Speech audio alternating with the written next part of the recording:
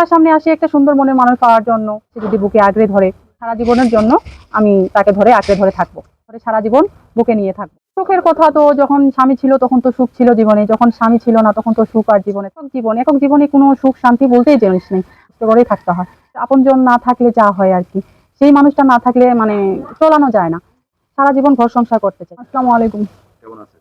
আজকে আল্লাহ যেভাবে রাখছে। তো আসলে এই যে ক্যামেরার সামনে কেন আসছেন, কি কারণে আসছেন? ক্যামেরার সামনে আসি একটা মনের মতো সুন্দর মানুষ পাওয়ার জন্য। একটা সুন্দর মানুষ মানে বুঝিনি। ক্যামেরার সামনে আসি একটা সুন্দর মনের মানুষ পাওয়ার জন্য। কারণ হচ্ছে আমার হচ্ছে একটা বাচ্চা আছে, বাবা নাই, মারা গেছে, মা আছে। সেই জন্য আসি, সাহায্য সহযোগিতার জন্য আসি, একটা মনের মতো মানুষ পাওয়ার জন্য আসি। যেন মনের মতো মানুষটা যেন সে আমার পাশে থাকে, তার জন্য আসি। তো আসলে আপনার জীবনে ঘটে যাওয়া ঘটনাগুলো আমরা একটু শুনতে চাই। কি কারণে? আমার জীবনে ঘটে গেছে, কারণ আমি 3 বছর পার হয়ে গেছে, 3 বছর যাবত আমি একাই আছি। আর আমার স্বামী নাই, মারা গেছে। আমার একটা সন্তান আছে, ছেলে। আমি মানুষের বাসায় কাজ করে সংসার চালাই।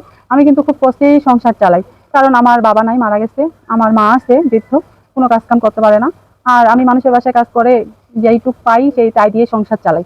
আর আমার বাচ্চাটাকে আমি লেখাপড়া করতে পারি না। আমার বাচ্চাটা হচ্ছে মাদ্রাসায় লেখাপড়া করার জন্য দিচ্ছি, আমি সেই লেখাপড়া করা মানে দিতে পারি না, সঠিকভাবে চালাতে পারি না।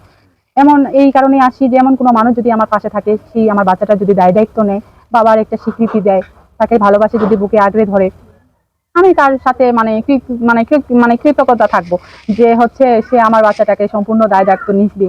তার কাছে আমি সারা জীবনের জন্য আমি তাকে ধরে আঁকড়ে ধরে থাকবো, তাকে ধরে সারা জীবন বুকে নিয়ে থাকবো। এই জন্যই আসি। আমি সন্তানটাকে বুকে নিয়ে থাকবেন, হ্যাঁ, বা আপনি দায়িত্ব যে নিবে তার কাছে যাবেন। আসলে কত বছর আগে সংসার করেছেন? আমি হচ্ছে তার সাথে 6 থেকে 7 বছর এরকম সংসার করছি। 7 বছর সংসারের জীবনে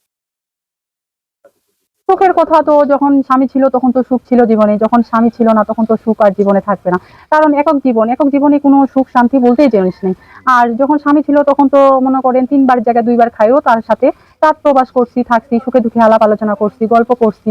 তখন তো সুখ ভালো, মানে যতটুকু ভাবে ছিলাম ভালোই ছিলাম, আনন্দিত ছিলাম। এই স্বামী না থাকার পরবর্তীতে তো এখন তো আমার জীবনটা হচ্ছে কষ্টের, এখন তো আমাকে কষ্ট করেই থাকতে হয়। কারণ এখন হচ্ছে আমার যেহেতু স্বামী নাই, একজন কাছের আপনজন না থাকলে যা হয় আর কি, সেই মানুষটা না থাকলে মানে চলানো যায় না। আচ্ছা, কাছের আপনজনটা কি হয়েছে?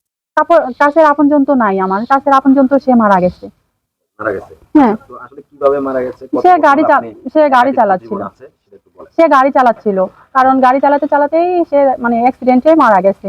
তারপর আমার জীবন একাকৃত ভাবে আমি আসি 3 বছর এই যাবৎ ধরে আমি আসি একাকৃত ভাবে জীবন নিয়ে। 3 বছর যাবৎ ধরে আমি এভাবে আসি একাকৃত জীবন ভাবে নিয়ে। কষ্ট করে বাচ্চাকে মানুষ করি, কষ্ট করে মানুষের বাসায় কাজ করি। কিন্তু হ্যাঁ, আমি টেইলার্সের কাজ জানি। কিন্তু যদি সেরকম আমার মানুষ যদি আমার পাশে থাকে, মনের মতো মানুষ যদি আমাকে ভালোবাসে থাকে মন থেকে, সেই মানুষ যদি আমাকে সাহায্য সহযোগিতা করতে চায়, তাহলে সে যদি মনে করে যে হচ্ছে আমাকে একটা সেলাই মেশিন কিনে দিবে, তাহলে সে কিনে দিলে তাহলে আমি হচ্ছে রুজি করে খাইতে পারবো, সেইটা দিয়ে চলতে পারবো। আচ্ছা, হ্যাঁ, বলেন। সেইভাবে আমি রুজি করে হচ্ছে টেইলার্সের কাজ করে হচ্ছে খাইতে পারবো, চলতে পারবো। আমার বাচ্চাটাকে আমি মানুষ করতে পারবো। আমি চাই আমার বাচ্চাটাকে আমি মানুষের মতো মানুষ করতে চাই, কারণ আমার বাচ্চাটাকে আমি ঠিকভাবে লেখা